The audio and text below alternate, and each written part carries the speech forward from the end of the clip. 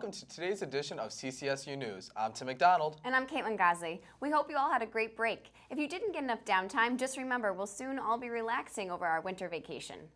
With that said, this final push can be a tough one. I was able to meet up with some students and faculty to see how they deal with the end of the semester. The CCSU library is becoming busier every day as students start to prepare for final exams, and with final exams come a higher stress level. How do finals make you feel? Very stressed out. And for some students like Christine, it's all about how you study. I'm all about the sticky notes, and so I just plan out everything, and I definitely take their advice when they say study double the amount of time that you are in class. Students who do find themselves stressed and in need of help can make their way over to here, Willard Room 101, the Learning Center. The Learning Center is available for all students, especially for the time leading up for exam week. Leading up to exam week, we get busier and busier throughout the whole semester. With tutors always on hand, the Learning Center is the perfect place to go for help and picking up some study tips. Try to avoid last-minute cramming.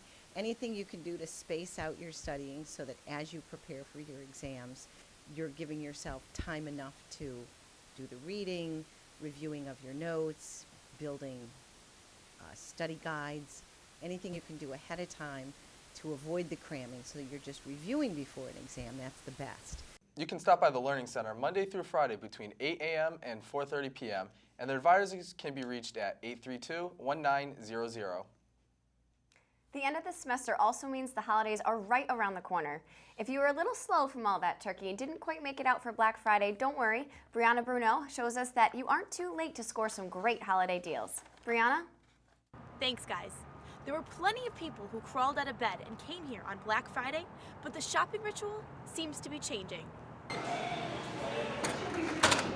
There's less than 1 month to go before Christmas, and this year, Black Friday and Cyber Monday are extending way past their normal weekend-long time frame. Allison Medora says Sculpture Salon in Newington, Connecticut will have better sales closer to Christmas. Some of the biggest sales come right after Black Friday. Right now we're running a 40% off promotion of our highest selling product, Rock and Oil. So it really is a myth that just Black Friday is the biggest sale. And even cyber deals are continuing past the popular Cyber Monday. If you're still thinking of what to get your loved ones this holiday season, the deals are only getting better. I'm Brianna Bruno with CCSU News. Back to you guys. While many people are spending, others are reaching out to help those in need. Merritt Budney joins us with a unique charity event held in Berlin. Thanks, guys. I'm outside of Liberty Tattoo where they're holding a grab bag event. Now, when you make your donation and you pick your prize, it's not an ordinary token. The prize you choose is going to be your new tattoo.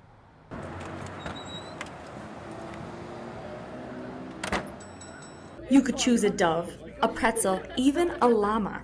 This bag is holding a surprise for whoever's brave enough to put their hand inside. It's just an ice cube. Sick. Pat Murdo, one of the co-owners and artists at Liberty, helped to start this event for a few different reasons. It was only okay to have a tattoo if it had meaning. Sometimes a tattoo is just a tattoo. For tattoo collectors, it's a win-win situation. They're getting a cheap tattoo, and the money for it is being donated to charity.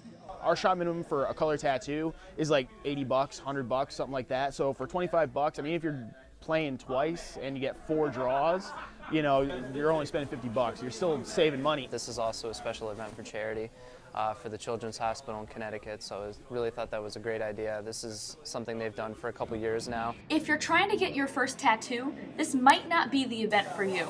Some of the choices are a little scary. You can still come here and just throw in money towards the charity if you feel like it, or if you got a friend that really wants to come here and get tattooed, you could just come with them, maybe throw $10 down for a t-shirt or something and watch your friend get tattooed, get something stupid on their body. The event has had the shop filled all day, and they're hoping the numbers are up from last year. Last year we did $2,800. This year we're hoping to cap $3,000, $3,500 to be awesome. That is one crazy charity, and it's not over. There are plenty of tattoo images still available. If you want to donate to the Children's Hospital and remember it forever, stop by Liberty Tattoo for some discounted ink. Central is giving students a lot of options to study outside the typical classroom. The Study Abroad program is now ranked among the top in the country. Central averages over 500 students studying abroad per year.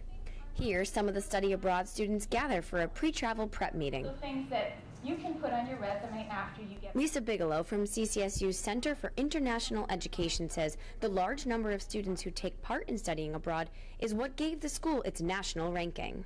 Is that we are the 11th largest short-term study abroad program in the country, which is a huge milestone for CCSU. The Course Abroad program began way back in the 80s. We had one course a year, and now we're offering over 45 courses a year.